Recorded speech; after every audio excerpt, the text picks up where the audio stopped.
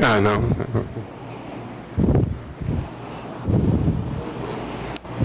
Okay, so we will have giving us a seminar today Professor Schwanenberger from DAISY, Germany.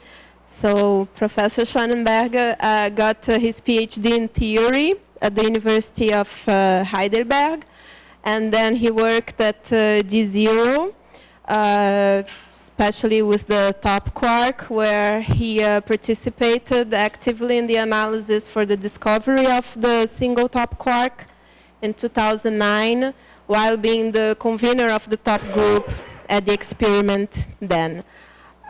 He was a professor at the University of Manchester, where he got the prestigious award of the Royal Society University. And he is now a leading scientist at DAISY, working at CMS on searches for physics beyond the standard model with top signal-like signatures. So today he will present for us a very interesting seminar on top precision and searches for physics beyond the standard model and dark matter.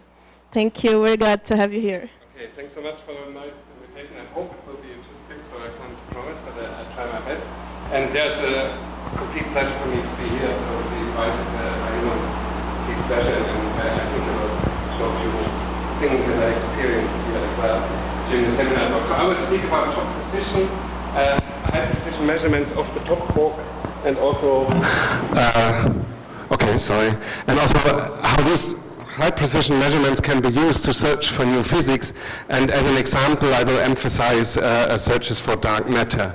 So and I will show, we'll give a little introduction into top quark physics, and I will present 4 different methods of how we search for new physics.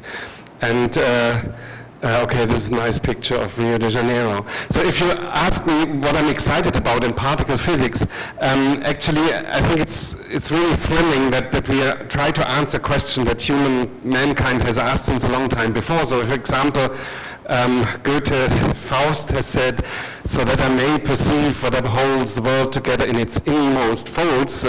Carsten could translate it for us. So it's really exciting to see, I mean, that whatever you learn about the microcosmos, about the smallest dimensions, then you can also learn something about the largest dimension, about the universe. And also if you make observations in the universe, this basically can be traced down also to the world of the microscopic world. And I think this is very exciting, and I try to highlight this a little bit, these 2 ways in my talk. So actually another very interesting thing is if we do collider experiments, if we shoot protons on top of protons, as for example at the LHC, we also do this at highest possible energies, because the higher the energy is, the larger the masses of the particles, and hopefully exotic particles is, that we can produce. But the other thing is also that the larger the energy is, and the more we can somehow look back into the history of the universe.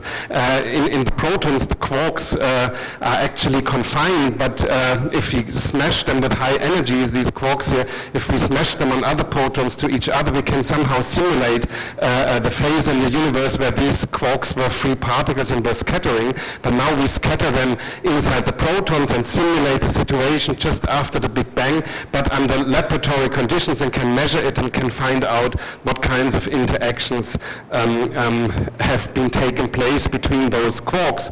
So basically if we analyze these collisions at the LHC, we somehow go back in the history of the universe, and we do this with a billionth of a second after the Big Bang. We are now exploring, and whatever we learn here in this phase, we also then can use to understand how the universe emerged after the Big Bang and how the universe was created.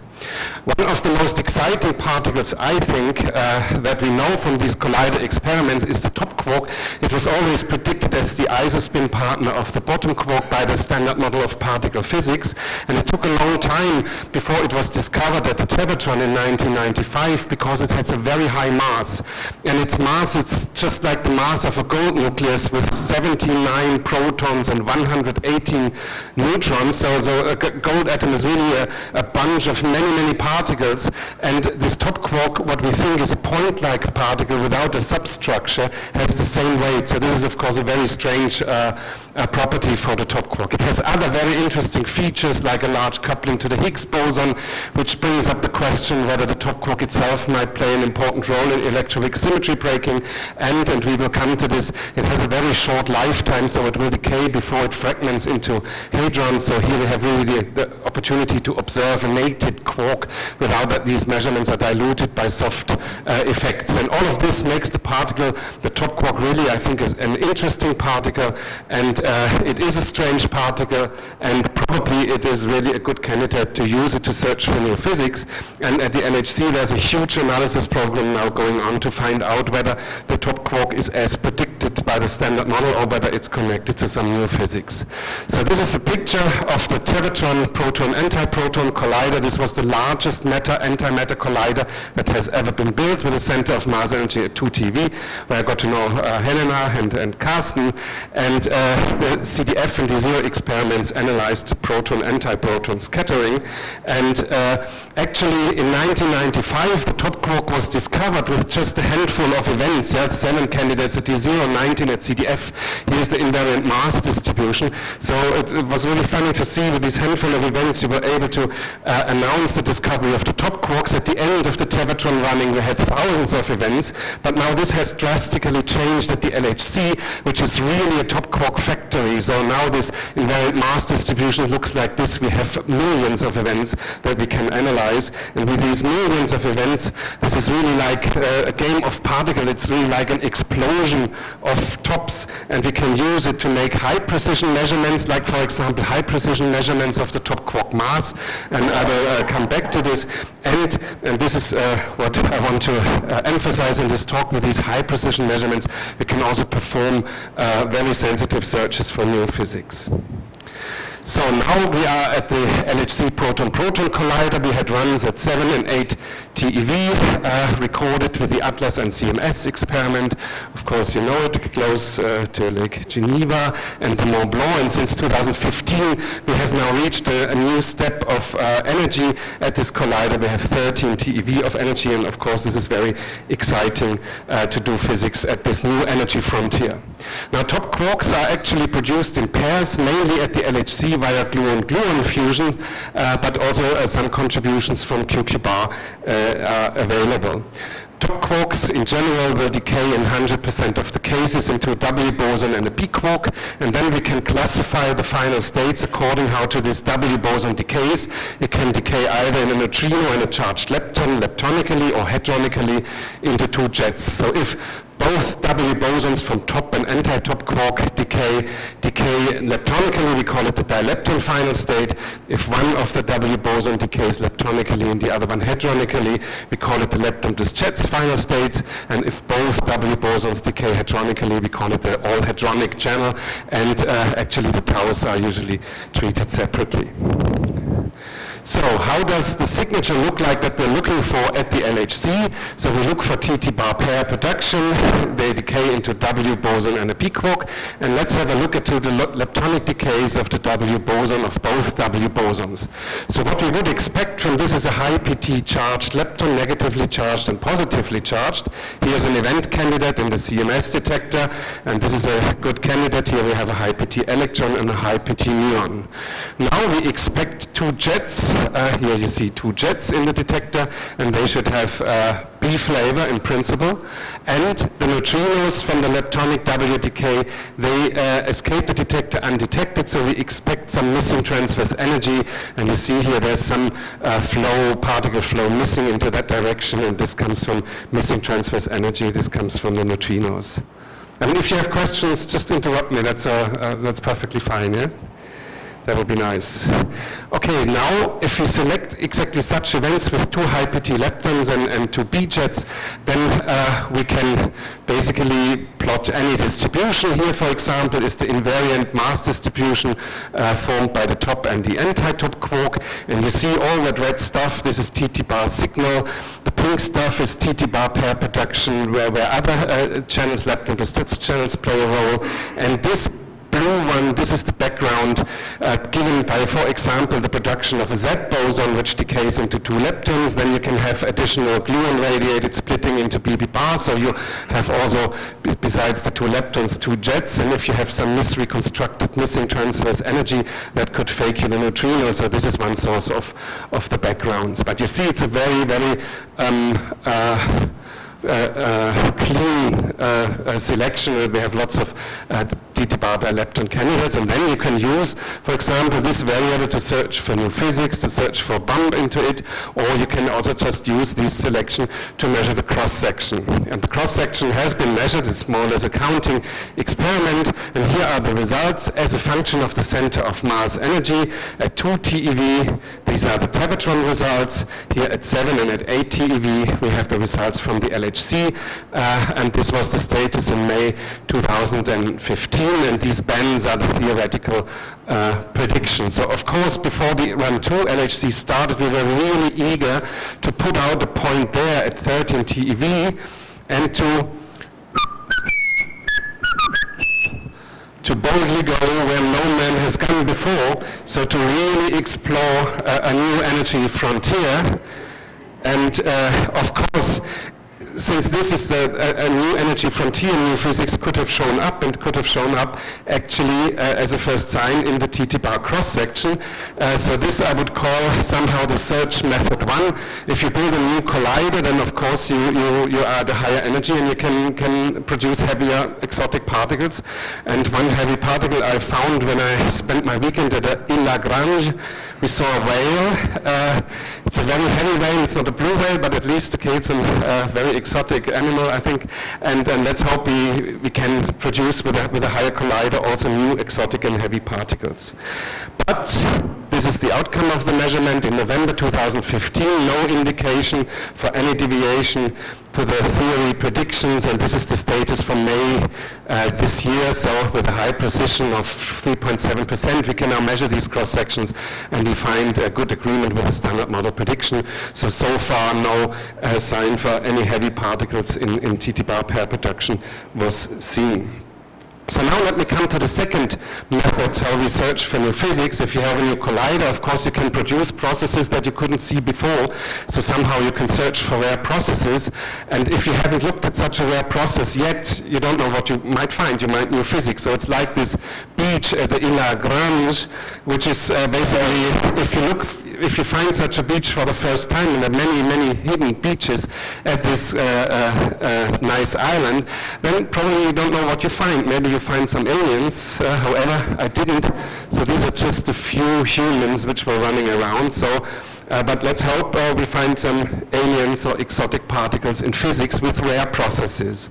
And one of these rare processes was always the second production mode of top quarks, which is a production of a single top quark via the electroweak interaction, which hadn't been observed until 2009, Helena mentioned it already. So there are 3 actually processes which lead to a production of a single top quark. One is via the S-channel exchange of a W, the other one via a T-channel exchange of a W, and the third one you produce a W boson in association with a top quark.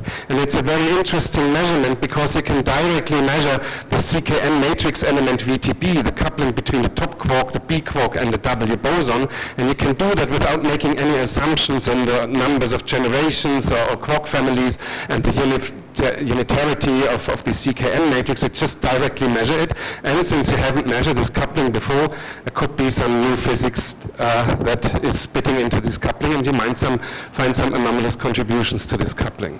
So at the Tevatron we were dominated by T-channel top quark production, followed by S-channel single top production. At the LHC we are also dominated by T-channel single top production, but the second largest is WT production. And in the following I will show you that it's really important also to measure all these different production processes, because new physics could show up differently in these different channels, and this I want to demonstrate. So as Helena said, in 2009 single top quark was discovered at the Tevatron, and this is now the status of these cross-section measurements today, March 2019. Here is the cross-section as a function of the center of mass energy at the Tevatron at 2 TeV, we have observed T-channel production, and we also observed for the first time the S-channel production separately. At the LHC with 7 and 8 TeV, we were able to measure with a high precision T-channel production, and also WT production was observed here for the first time, and some limits on S-channel productions have been seen. These bands are the theoretical prediction, and at 13 TeV we have measured T-channel production, WT production, and the S-channel production. Note, and a new process, and this comes from the associated production of a Z boson with a single top quark. So these are all new processes. We were excited to measure them for the first time, but no new physics has shown up. They all agree relatively well, or really well, with the standard model predictions. So now, why do we need all these different processes? And this I want to demonstrate with this original, or basically the final Tevatron plot using the full data set of CDF and D0 analysis data sets together combined. And here you see the combined measurement for the T-channel cross-section as a function of the combined measurement of the S-channel cross-section. This is the standard model prediction. In red, the black curve is the measurement with the 1, 2, and 3 sigma arrow ellipses in the different colors. And now, if, for example, there would exist an anomalous coupling, a flavor-changing neutral current coupling between this light quark, a top quark, and a gluon, which does not exist in the standard model, then you would expect events with a top quark and a light quark, which looks similar to T-channel production, and then your expected measurement would move up in the T-channel, but basically in the S-channel it would not move around a lot, so it would basically not influence the S-channel a lot. So this new physics you can only see if you measure the T-channel separately, and here's an example for new physics where you can only measure the S-channel separately. If there would be another even stronger interaction than the strong interaction, which people call technicolor or top-assisted technicolor, there could be new types of resonances of quarks. So for example, there could be a heavy pion which decays in the top quark and a B quark, and if such a heavy pion would exist, then it would produce a top and a B quark, such as this would produce the same final state as S-channel single top quark production. So this new physics would only influence the S-channel and not so much the T-channel, and therefore you want to measure the S-channel cross-section separately from the T-channel to find this type of new physics. So this is just as a demonstration that new physics shows up differently in different channels. And at the LHC, if you assume, like for example, if you are at a high luminosity LHC, if you assume that you're really dominated by systematics and not by statistics anymore, then you would be able to expect the measurement of T-channel and S-channel cross-sections like this one here, with this uncertainty band, and then you could really exclude these top pion models and these flavor-changing neutral current models with a very, very high precision and high accuracy. So again, now this search for processes that you haven't been observed before, and the separate processes is really worth, because you can use it as a sensitive search for new physics, and different physics shows up differently in different channels, so therefore we measure them all. Okay, then let me come to my third search method, and this is high precision. So we know that the LHC is a top quark factory. We will have many, many events, so we can perform very high precision measurements of top quark properties, such as there were lots of people last night Monday night at the Pedra do Sal, this concert where Carsten and Helena brought me to last time I was here. So many people, like many top quark events, so we can really do high precision measurements with it.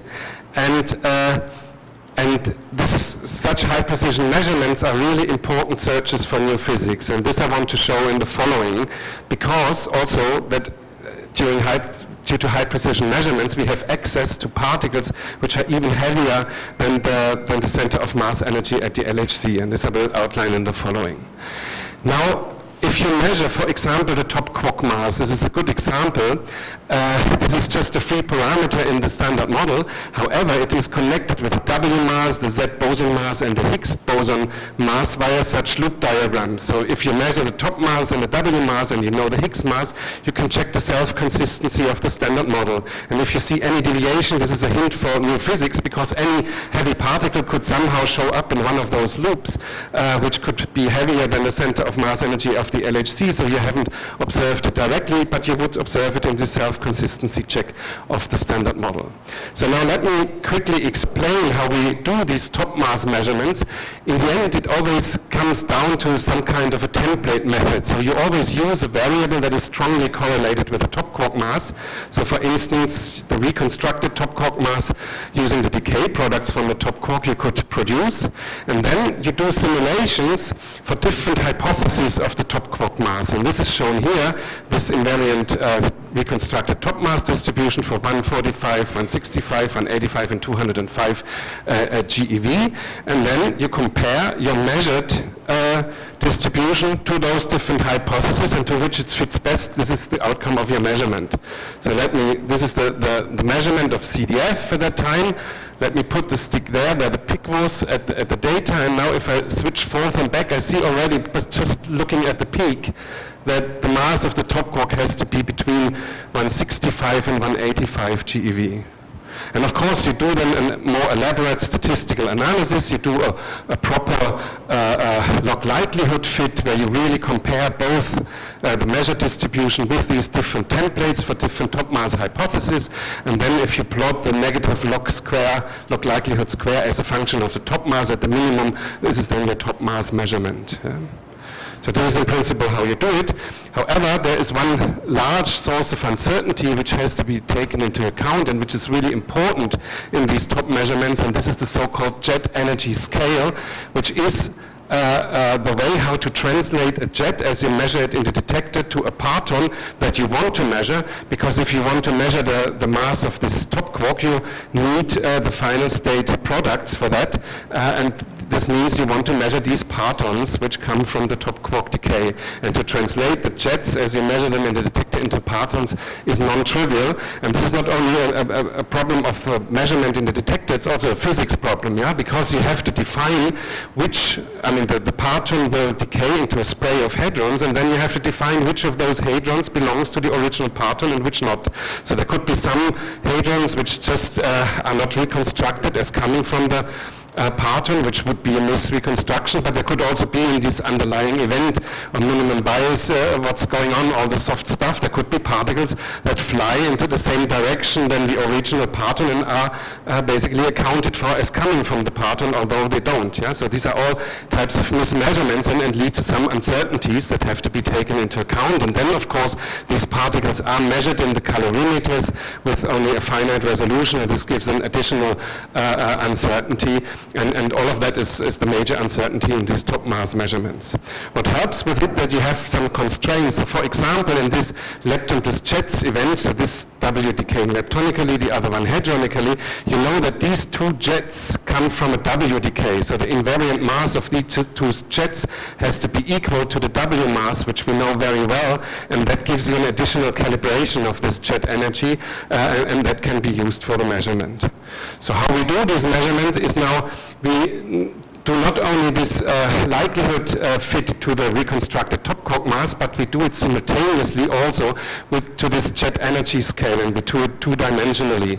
And what comes out is then this measurement here with the 1 and 2 sigma ellipses, and if we use also these other constraints, for example, that these two jets come from the decay of a W mass, we can calibrate their jet energy scales and we can get an additional constraint, then we end up with this green ellipsis here with the 1 and 2 sigma ellipses, and this is the measurement, and this goes then, you can extract from this then a top quark mass at 175.35 GeV with a very, very high precision at 0.29%, which is now the most precise single measurement to date. The most precise single measurement of the dilepton channel is done by Atlas with 0.49%, and here is actually an overview of all these mass measurements, and the CMS combination gives an uncertainty of 0.28%, but jet energy scale, and to understand and to constrain jet energy scale was really crucial for this very high precision result. And now in the following I want to show you why do we need this high precision, and want to show you that we really need it to be able to search for new physics in a sensitive way. And for that I actually looked a bit into the history of the measurements of W mass versus top mass. So this was the status of the combined measurement of W mass and top mass in March 2005 it is, yeah?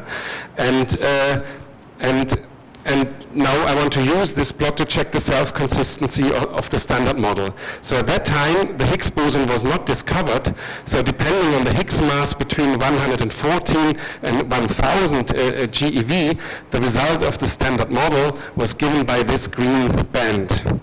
So now, if this measured ellipses of W mass and top mass would overlap with this green band, the prediction for the different Higgs masses, then the standard model would be self-consistent. If it would be away from this band, then you would have found new physics.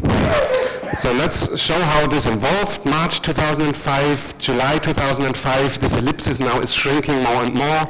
March 2006, July 2006, March 2007, March 2008, it's shrinking more and more, July 2008, March 2009, actually here you see this white band, this was the first exclusion of the Higgs mass in that area from the Tevatron.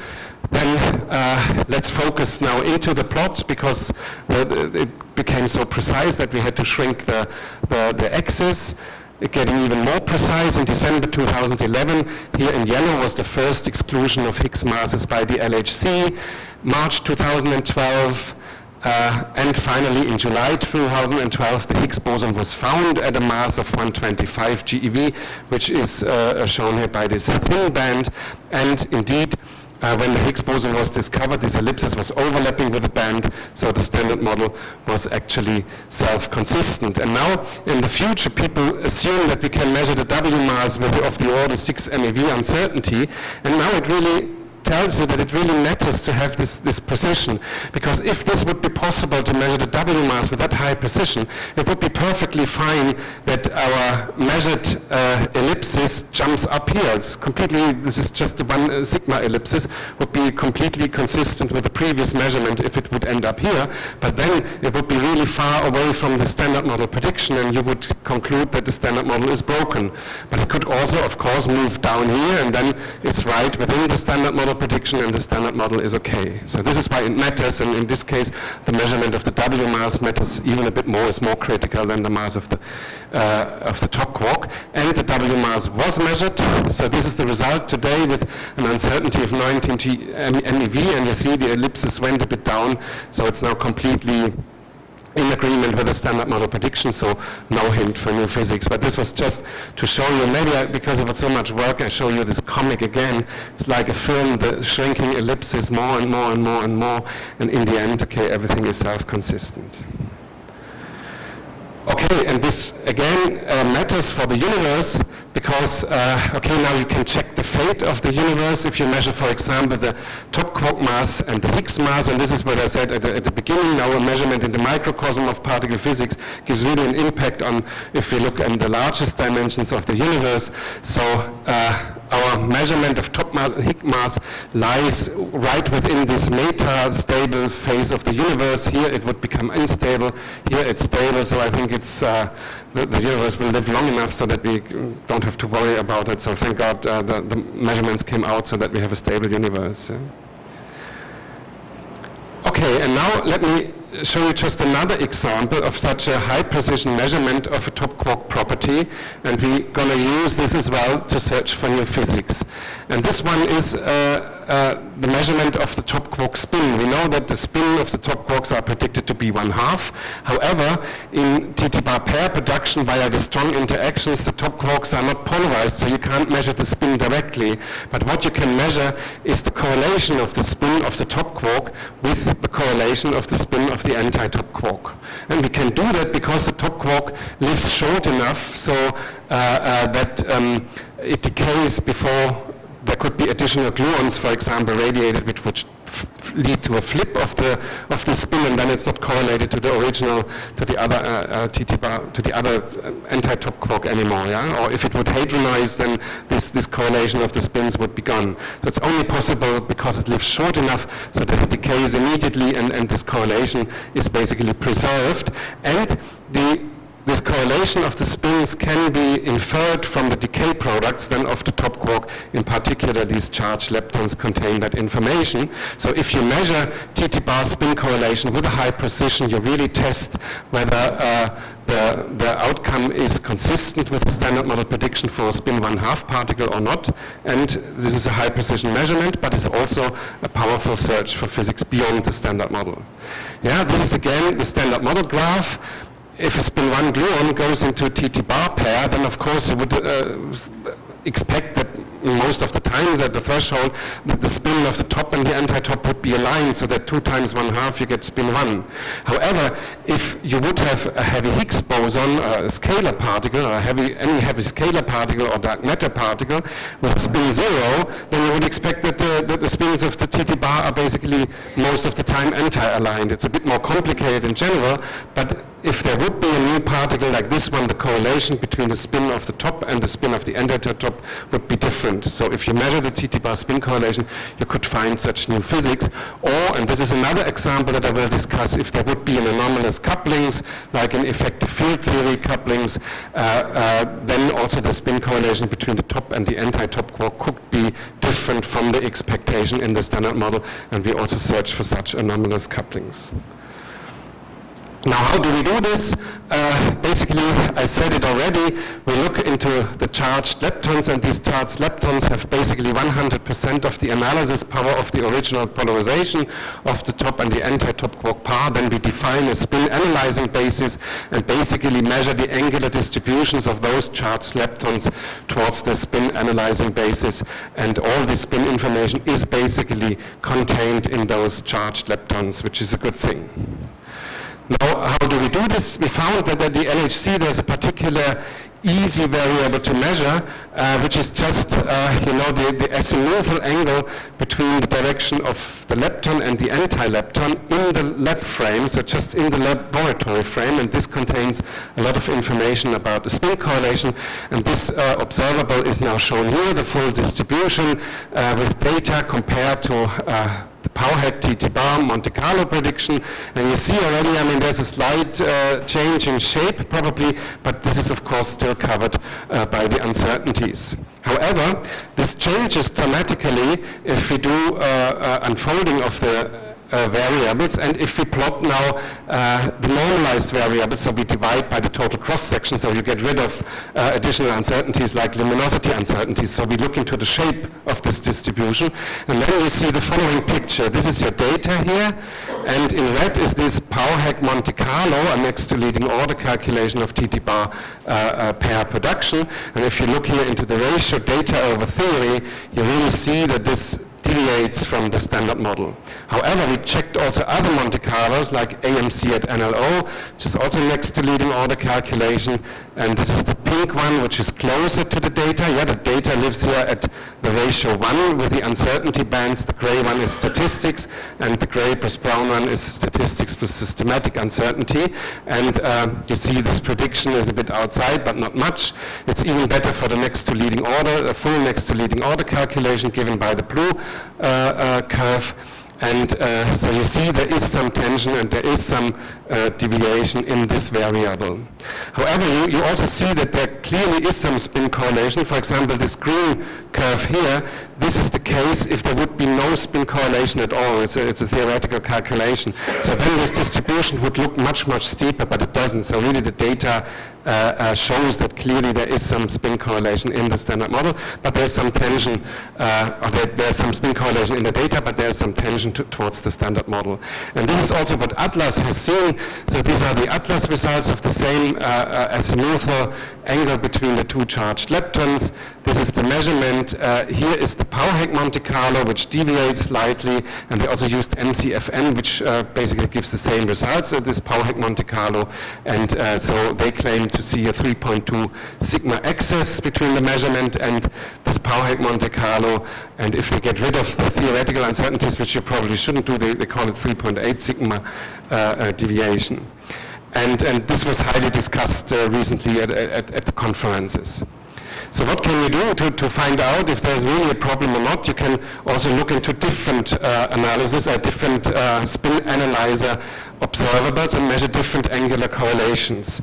And here I show you another example. And in this example, you basically boost everything into the TT-bar rest frame, and then you take the direction of the positively charged lepton towards the top quark in the top rest frame, and you take the direction of the negatively charged lepton in the anti-top rest frame, and then you get the angle between these two different momentum directions of the positively charged and the negatively charged lepton, and you do the cosine of it, of this angle, and this is actually the distribution that is shown here.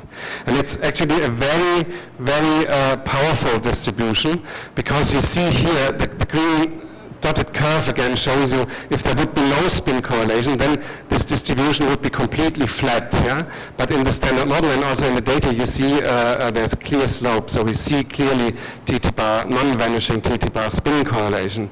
And now here's the same plot again, theory over data. So the data is given here, lives here at 1 with the uncertainty bands in gray and in brown. And you see now the different predictions, they agree well with the standard model, with the data. So I think there's no hint, I mean, none of these calculations is outside the error band, so I think we can say it's good agreement with the standard model prediction. The dominant uncertainties are actually from background and from the modeling of top PT, which is frequently discussed in the experiment, and this is the most precise single variable with an uncertainty of 5%. So let me summarize this situation.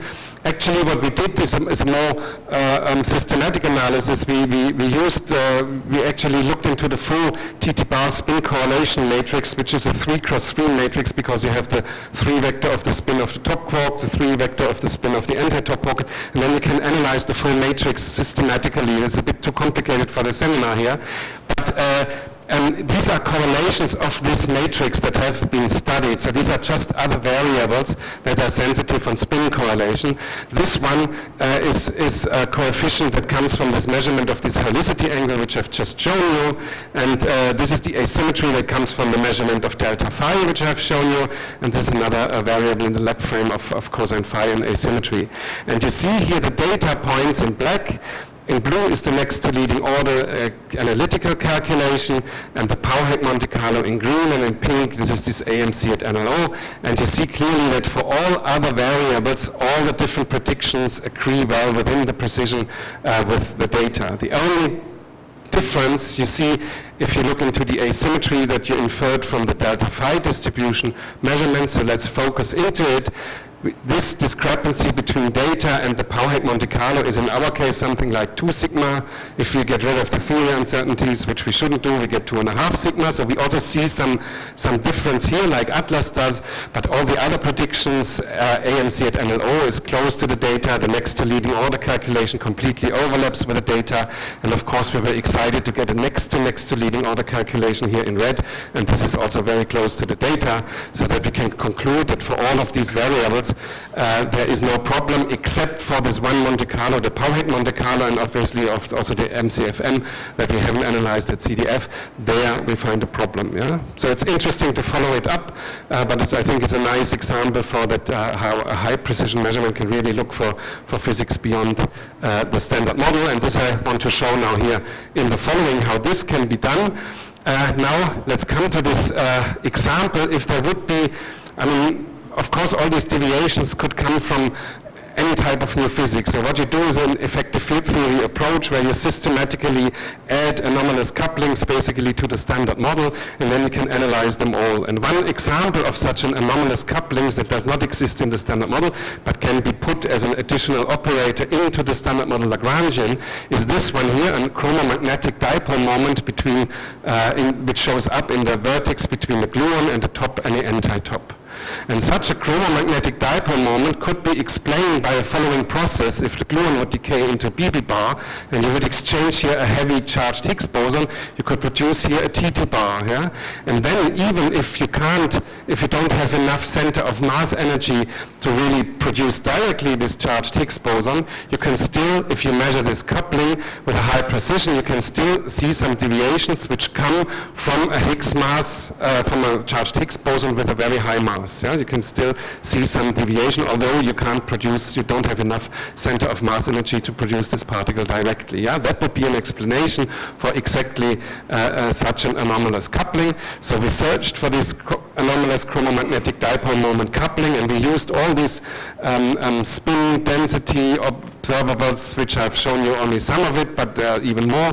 We analyzed them all. We also measured the polarizations of the top and the anti-top quark, and we made a fit and got constraints on this anomalous coupling, and this constraint is shown here.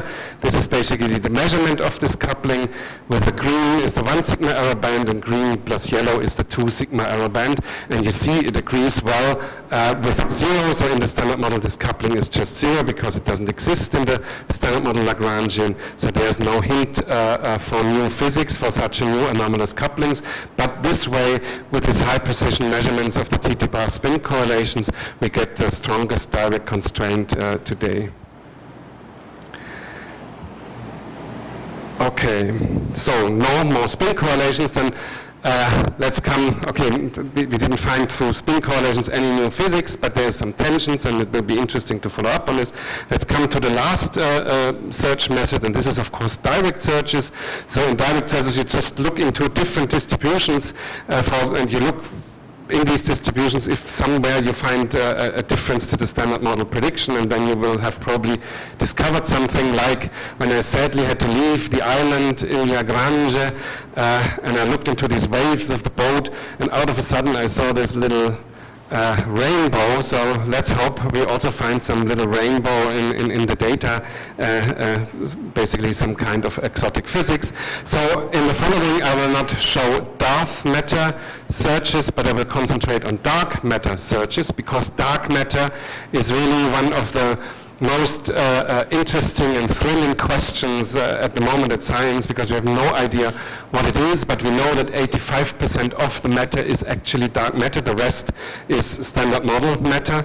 And this interesting thing is that the standard model has no idea what it is, it has no candidate even for dark matter, so no explanation. So again, we look in the universe, we see dark matter, but it has really relevance for the microcosm, because the standard model cannot be complete because it doesn't have a dark matter candidate.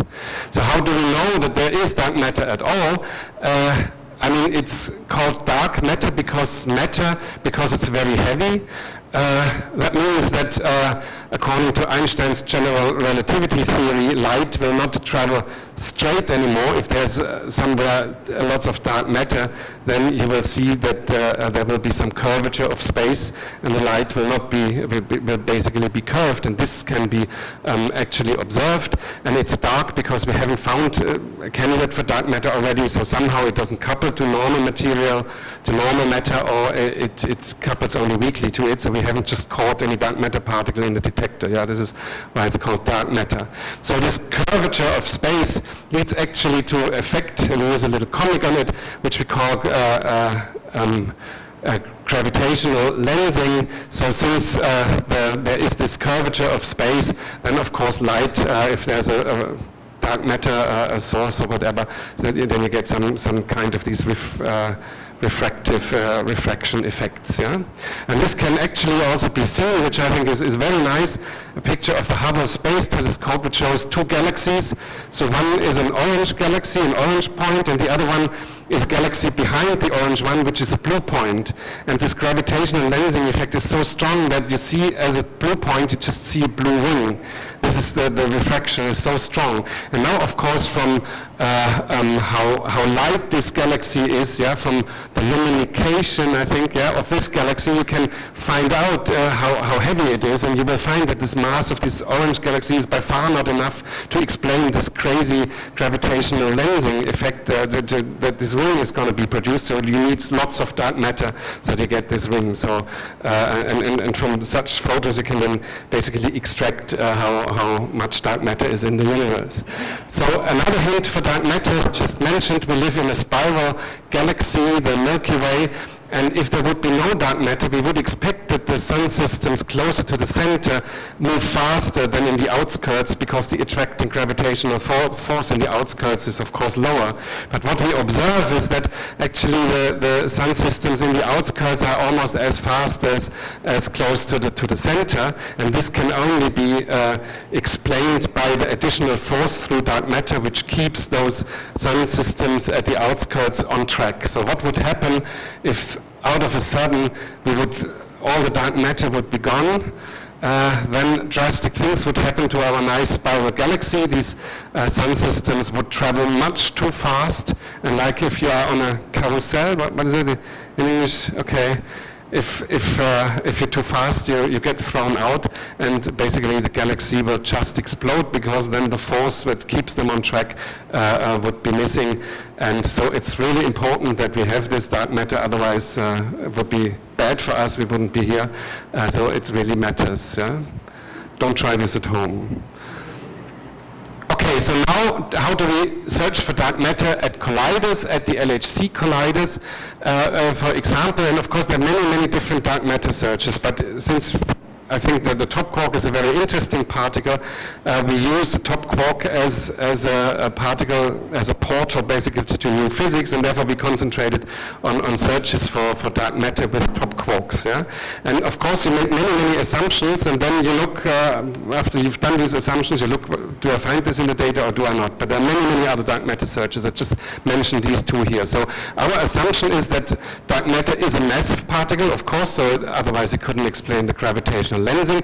It should only very weakly interact with standard model particles, otherwise we would have found it in the detector somewhere. So we call it a weakly interacting massive particle, a so-called WIMP particle. And if this WIMP particle actually couples to standard model particles via a mediator, then you could assume, and this assumption we make, that this mediator is a Higgs-like particle. And if this is a Higgs-like particle, it's natural to assume that it couples to the standard model particles with a Yukawa-like coupling. So if all this happens, then indeed dark matter would couple most strongly to actually top quarks, and top quarks would be the right, top quark TT-bar production would be the right channel, the golden channel to find dark matter. You see lots of ifs, but okay, let's do all these assumptions and let's look into the data whether we find some deviation or not.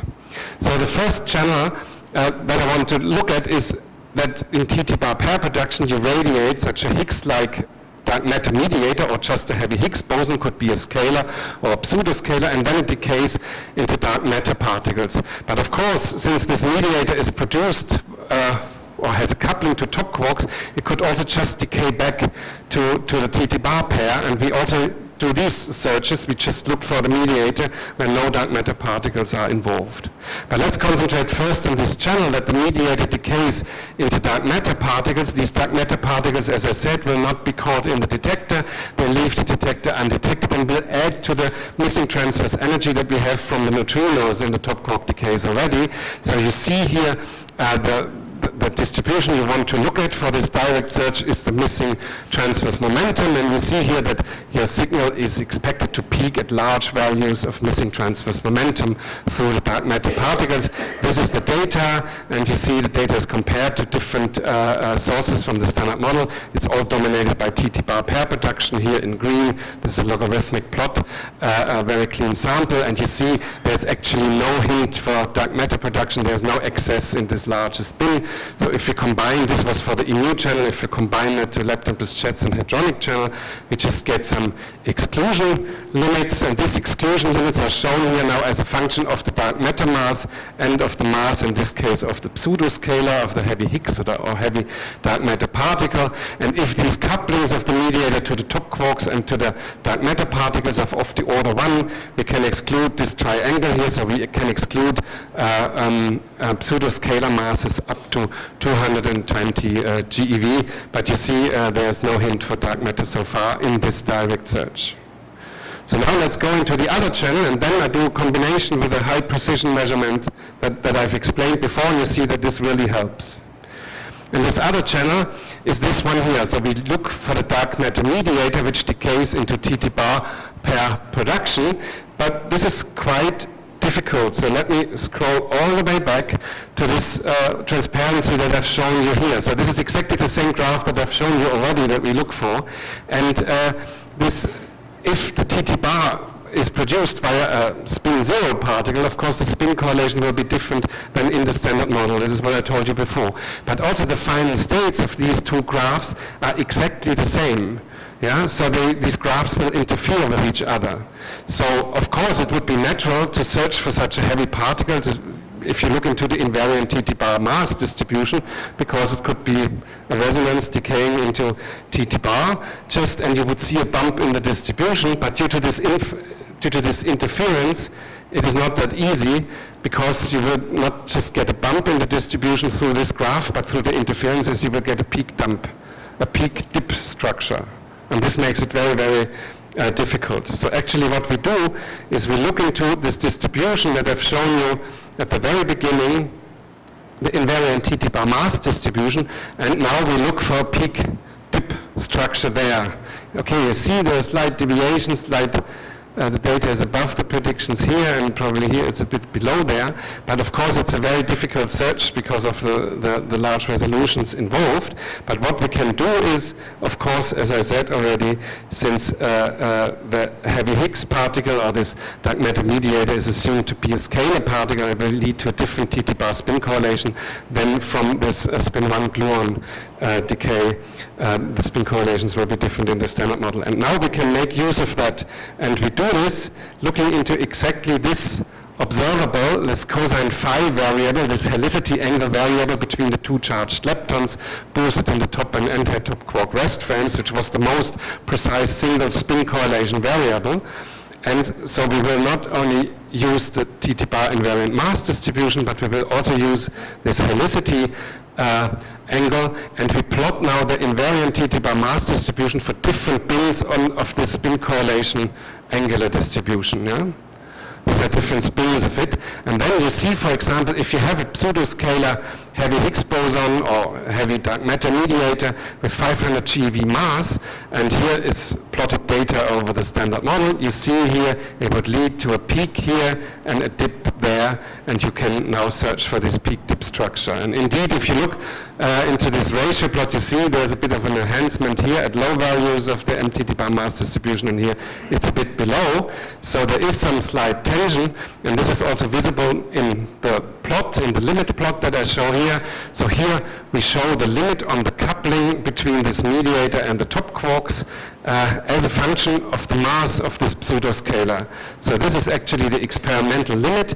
Everything here, the blue area is excluded, so all couplings larger than basically all of order of 1 here are excluded. And this is the expected limit shown here with the 1 and 2 sigma error band given by the green and yellow areas, and you see that here the observed limit is above the expected limit, and it's already outside the 2 sigma error band. And this is the typical behavior. If you make a discovery, then at some point you can't, if there would live an exotic particle here, you can't exclude it anymore at some point, and the observed limit would be worse than the expected limit. So you see a slight tension, and if you combine dilepton and lepton plus such channels, but it's mostly driven by the dilepton channel, and it's of course crucial to have the spin correlation precision measurement for the measurement. It increases the accuracy about up to 30%, yeah, depending on the mass of the heavy scalar. You see there's a slight deviation of the order of 3 sigma already, but if you take into account this look elsewhere effect, I mean the effect that, of course, you look at many areas of this distribution, and the more you look, the more probable it is to find some fluctuation. If you take this into account, you're at 1.9 sigma. So there is a slight tension, but it's not yet significant, but however, I think it's very interesting, yeah? And we will follow up on it for the rest of run 2 and then run 3 for sure. Okay, I think now I come to the conclusions. I presented 4 search methods to search for new physics. I think it's a very exciting time now because we have a new collider at the highest energies, and we can just produce new and heavier particles. There are more processes that are now accessible processes that we haven't seen before. We can perform with this high amount of data, with this high amount of events, that we have really high precision measurements, and I hope I could convince you that these high precision measurements are always sensitive searches for new physics. And we can, of course, will continue to do direct searches for different models. And with LHC, basically, we have just entered actually this era of high precision, not only with top quarks, but also with other particles. So if we combine all these different methods, like Rio de Janeiro combines all the beauty of this world in just one city, if we combine all these methods together, we have really a good chance to hopefully see some discovery in the future. Thank you.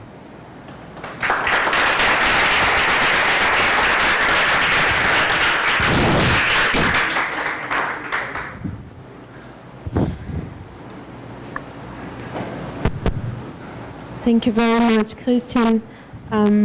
It was a really nice talk. Does anybody have a question for Christian? So, apart from this new collider method, so how can you comment more about how CMS is concerning the other 3 methods? How CMS is now? I mean, how is fit for these other methods, or if it's going to need the upgrade, or how? Can you comment more on that? I think it really depends on the analysis. I mean, of course, there are many more rare processes. I mean, we have just discovered TT bar Higgs production, for example, which was not there before. We didn't know how the coupling will come out. So I think there are a few more to come, which haven't been produced, and with more data, we probably have them soon available. And we just saw the single top plus Z boson associated production, which has been produced. We have TTZ production just seen, but of course with a low precision. So I think that needs more data to really get a careful look at the different couplings. Yeah? And I mean, I think what will be the future also with these high precision measurements is that we have to do it systematically. Yeah?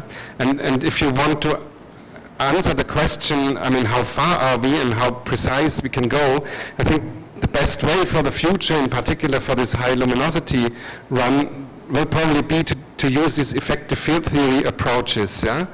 So there you basically just add to the Lagrangian all possible anomalous couplings, and then you analyze them. But the advantage is you can produce samples which can include these couplings, and then you can use these samples and basically check every different distribution on this coupling. So you can do an overall fit on many distributions, and that will tell you how sensitive you are and how much sensitivity you can still win. And I think we're just at the beginning of this systematic exploration that you really write.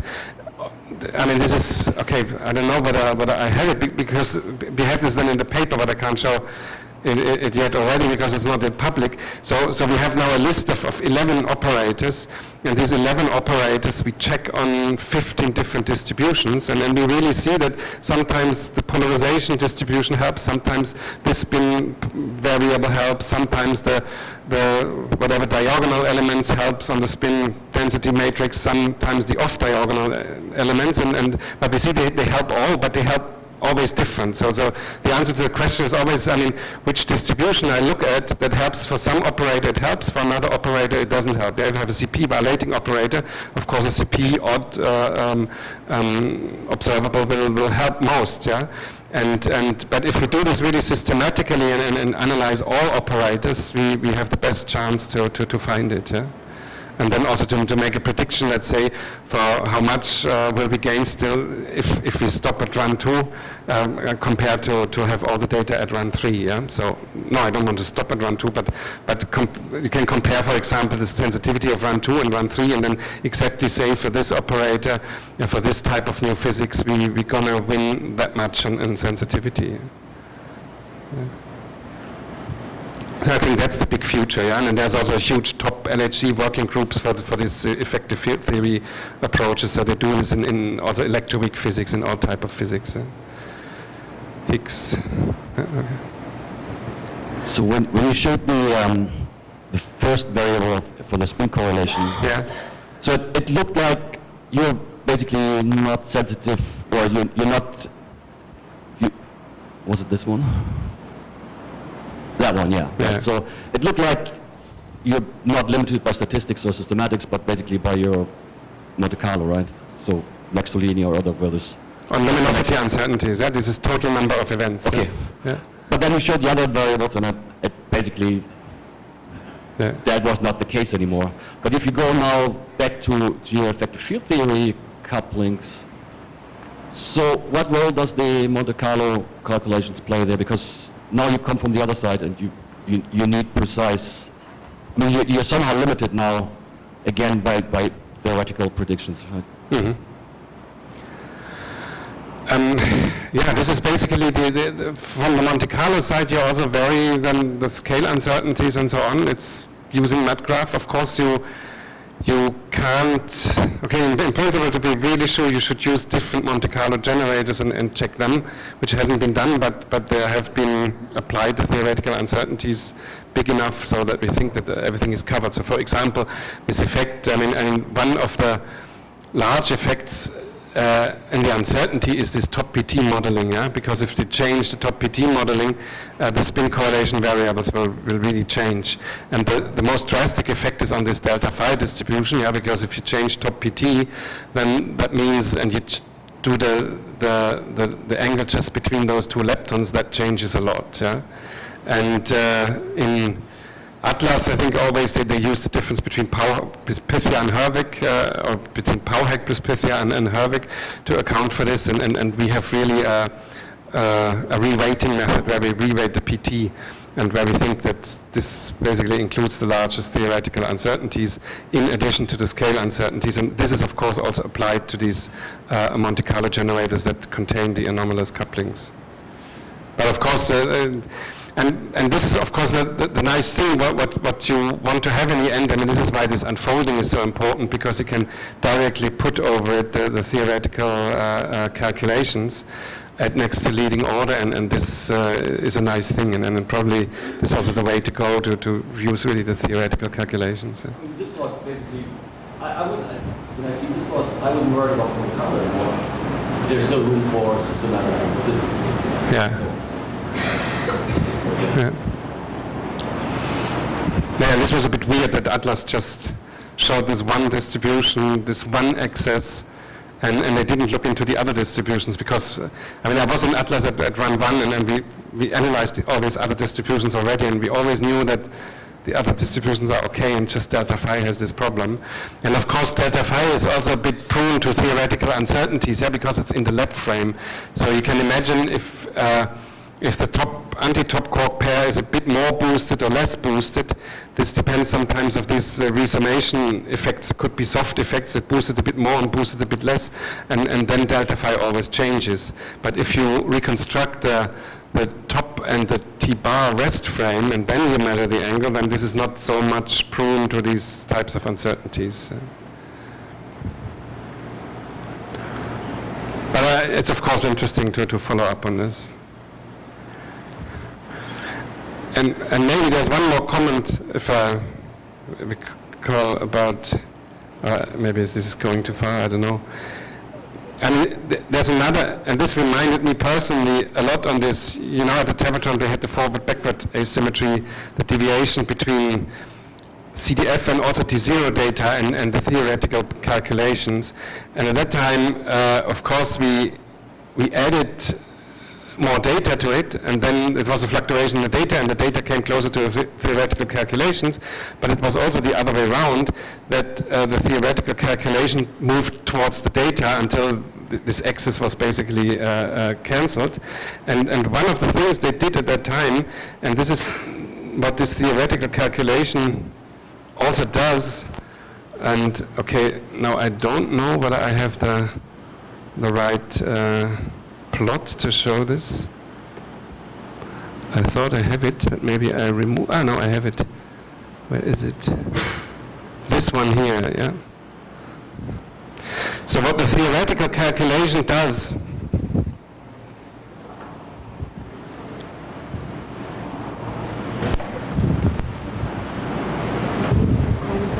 yeah. Okay.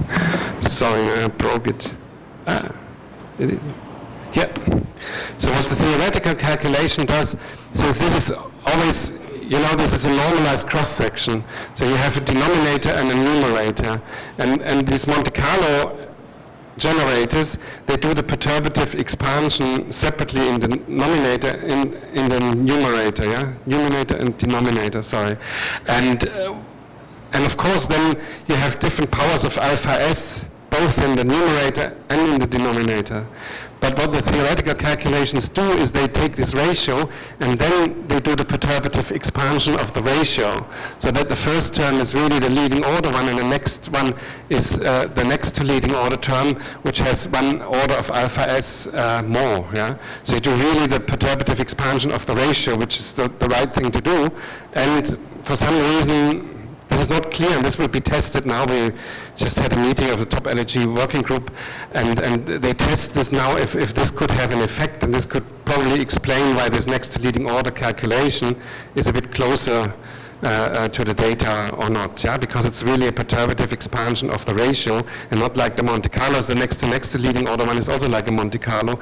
It does the expansion in the denominator and in the numerator, and of course if you divide them this with each other, you never know where the powers of the couplings end up. Yeah, I think this is also one hint. Yeah? And I think with the Tevatron, when they did this correctly, it also moved towards the data, if I remember correctly. Yeah? So let's see whether it moves again. Okay, it does probably, but it's not clear whether this is the reason. Yeah, they also include some electroweak corrections, but they should not matter so much. Yeah. Yeah.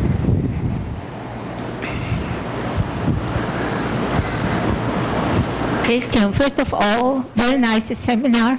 Thank you. And well, when 3 is expected to have a lot of pile-up, and a huge pile-up, how will it affect all the sensitivity of the measurement? How much, I mean, can you really go down in this to sigma or to? I mean, of course, I mean, first of all, here is only less than 1/3 of the 1.1 data is included, yeah? So this is only the 2016 data. We have 2017, 2018.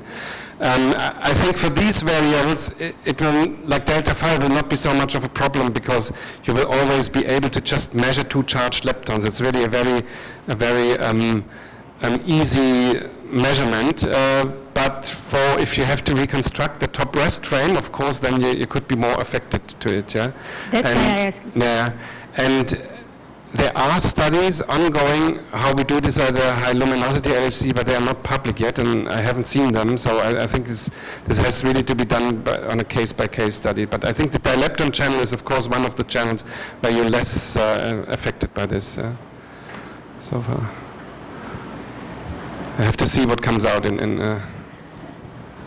in these studies.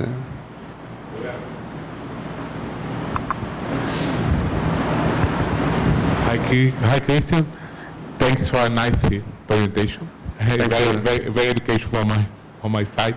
And this large theory, you mentioned concern that jet unit scale is crucial for some analysis. My questions concern the upgrade for the CMS and the Atlas are still working now and after the run 3 also. What is the impact or view for the upgrades for this analysis in the near future, during the, after the LS2 and after the LS3? So of the jet energy, how the jet energy will develop, yeah? I think to be fair to say, I'm not so much, this is probably not unfair to not really answer this, but I think at this level of precision, you know, it's 0.25%, yeah? So this is, the level of precision is just, let me, what was it, half a GeV, yeah? Or even less, yeah, of the top quark mass.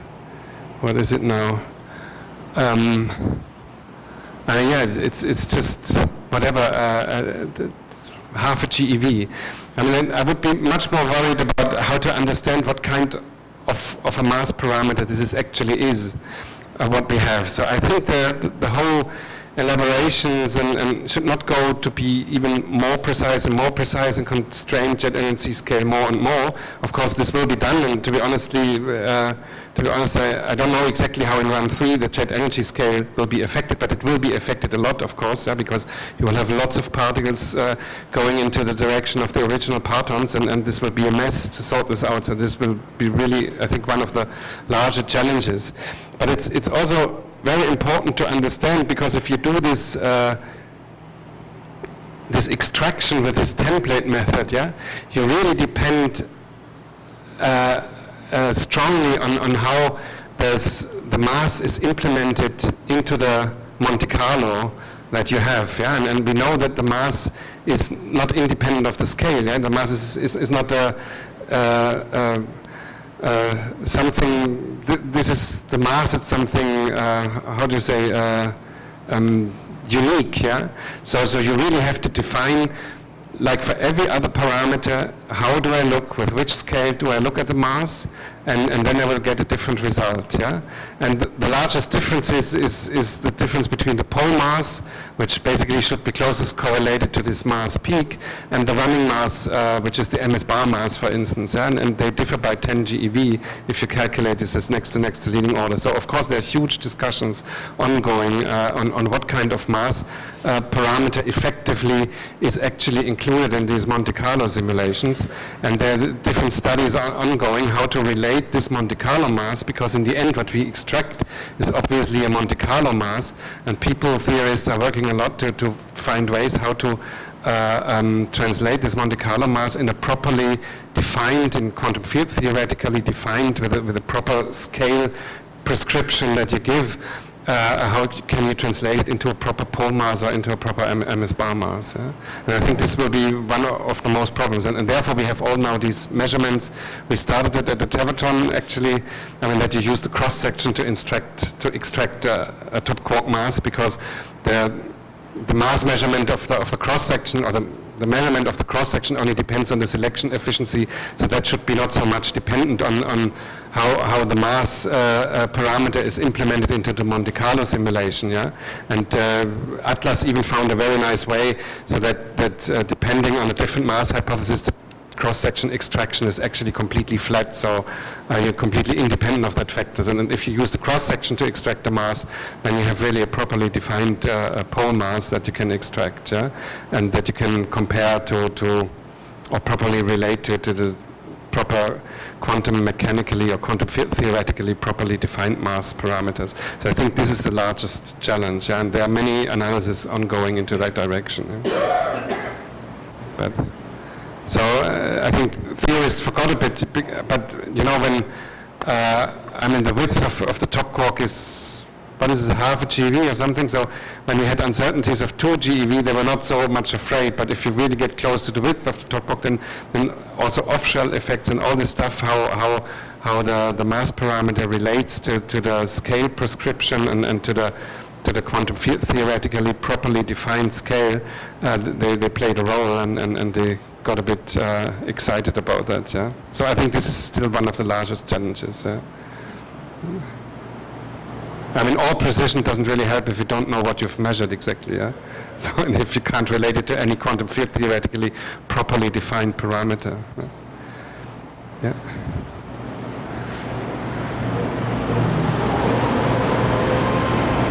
I have one last question. It's more like of curiosity, where you showed the angular correlation, where we could see this nice discrepancy between the spin and no spin.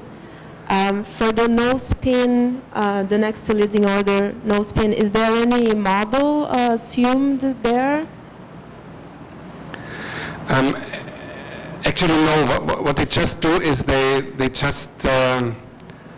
just get rid of the spin information. I mean, when you do the sum of the squared matrix element, you have this sum of the spins and polarization. You average over the spin and polarization in the initial state, and you sum over those in the final states, and they do this sum. So then all the spin information is gone. While in the other Monte Carlos, they do the sum only after the top quark has been decayed. Yeah, but the theoretical model is somehow clear. They just give up on the spin information because they work out the sum before the top quark decays, so all spin information is lost, and then they multiply the decays on it, yeah, with a Bright-Wigner. And but okay, a possible model that leads to such an effect could be that the lifetime of the top quark would be longer than we assume it is, so that the top quark has enough time to radiate gluons, and if one top quark radiates off a gluon, the spin will flip, and the correlation, the original correlation, is basically gone. Yeah? So that would be a typical explanation of no spin correlation. Yeah.